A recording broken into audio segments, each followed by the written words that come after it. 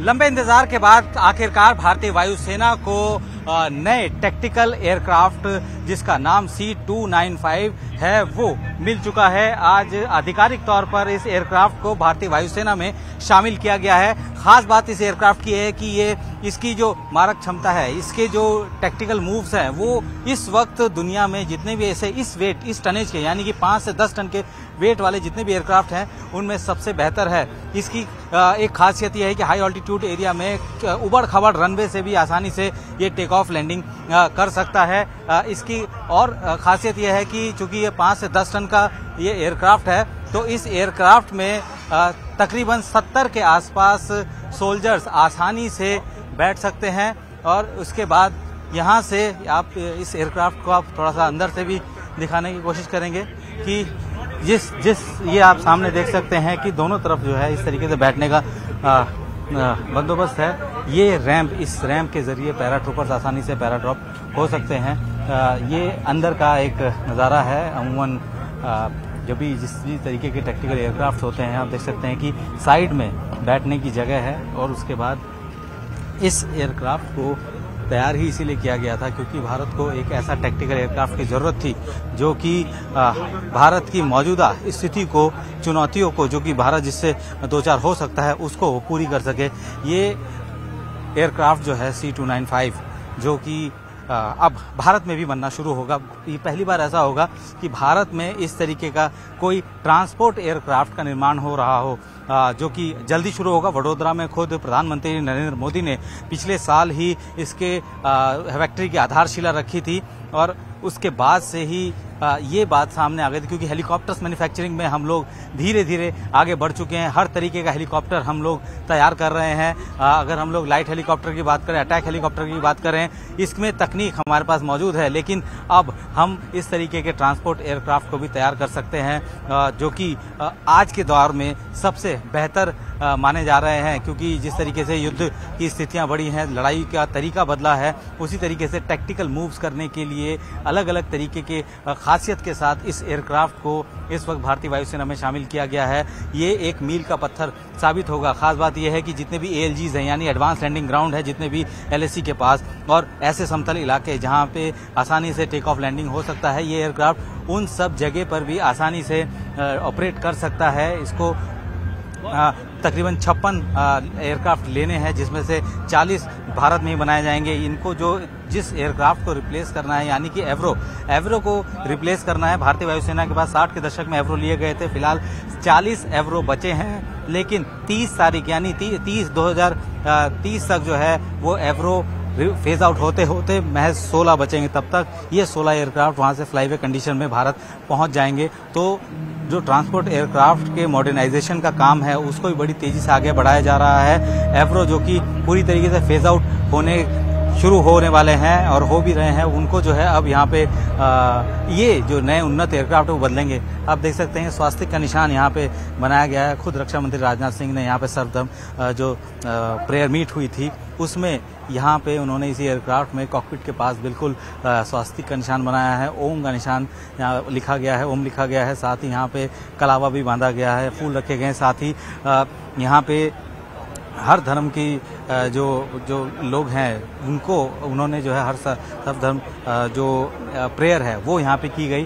तो ये अपने आप में ही एक बेहतरीन नज़ारा है उस एयरक्राफ्ट का जो कि काफ़ी लंबे समय से भारत को ज़रूरत थी। एक बार फिर से हम दिखाएंगे पूरा इस एयरक्राफ्ट को। 2 इंजन वाला ये एयरक्राफ्ट है। इसको आप देख सकते हैं कि एक इंजन उधर है, एक इंजन इधर, 2 इंजन वाला एयरक्राफ्ट ये है। और इसकी अगर स्पीड की बात करें तो स्पीड भी बड़ी ज़बरदस्त है। ये अपने आप में ही एक सबसे बेहतरीन एयरक्राफ्ट माना जाता है। तकरीबन 480 किलोमीटर प्रति घंटा की रफ्तार से 11 घंटे तक ये उड़ान भर सकता है।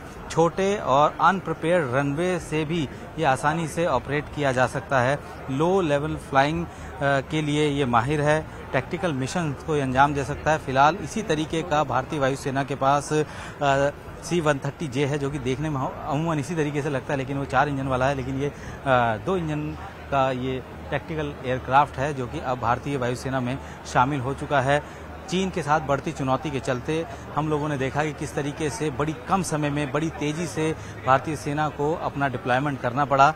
और अब जब इस तरीके के टैक्टिकल एयरक्राफ्ट भारतीय वायुसेना के पास जुड़ चुके हैं तो जाहिर सी बात है कि जो ताकत है, जो पावर है और जो दुश्मन को पीछे खदेड़ने की जो समय वो और कम हो जाएगा और बड़ी कम समय में ना सिर्फ डिप्लॉयमेंट आसानी से कर पाएंगे बल्कि ये पूरी तरह से अब कह सकते हैं कि भारतीय जमीन पे भी तैयार होंगे। तो ये अपने आप में ही एक बहुत बड़ा मील का पत्थर साबित होगा। आप देखिए कि किस तरीके से इसका टेल नंबर हम लोग दिखाएं कि CA7101 ये टेल नंबर है।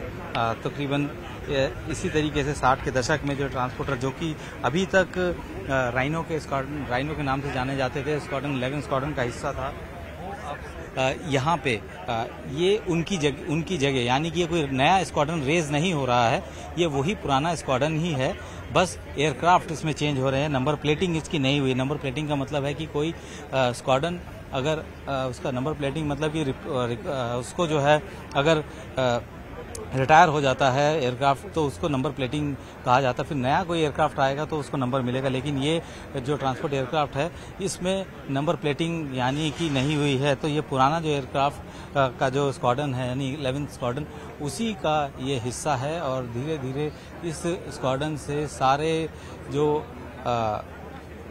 पुराने एवरोज है वो यहाँ फेज आउट हो जाएंगे और ये किसी भी तरीके से एक कह सकते हैं कि भारत के लिए बहुत महत्वपूर्ण है। एक बार फिर से दिखाने की कोशिश करते हैं कि किस तरीके से खूबसूरत ये एयरक्राफ्ट है लगातार।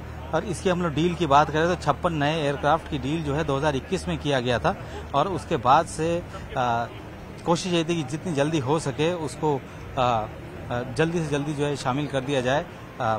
13 तारीख को, इसी महीने की 13 तारीख को पहला एयरक्राफ्ट को सौंपा था भारतीय वायुसेना को। तो ये कहना गलत नहीं होगा कि जिस तरीके से हम लोग आत्मनिर्भर भारत के तहत सारे वेपनरी प्लेटफॉर्म को यहीं देश में तैयार कर रहे हैं, उसी तरीके से ये जो ट्रांसपोर्ट एयरक्राफ्ट है, टैक्टिकल ट्रांसपोर्ट एयरक्राफ्ट है C295, इसको भी अब भारत में ही तैयार किया जाएगा।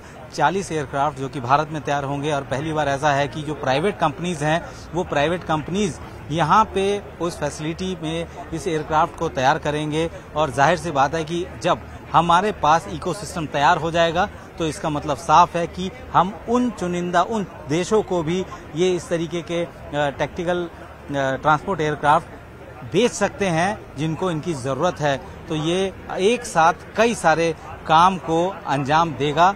एक तो टैक्टिकल फ्रंट में भी ये आसानी से ऑपरेट कर पाएगा, भारतीय वायुसेना को मजबूत कर पाएगा, तो वहीं दूसरी तरफ आत्मनिर्भर भारत के तहत एक मुहिम जो चली है मैन्युफैक्चरिंग हब को, प्राइवेट इंडस्ट्रीज को इन्वॉल्व करने की, उसमें भी ये एक बड़ा रोल निभाएगा। तो आने वाले दिनों में न सिर्फ इन एयरक्राफ्ट को हम अपने यहाँ पे यूज भी करेंगे यहीं बना के, बल्कि दूसरे देशों को भी बेच पाएंगे।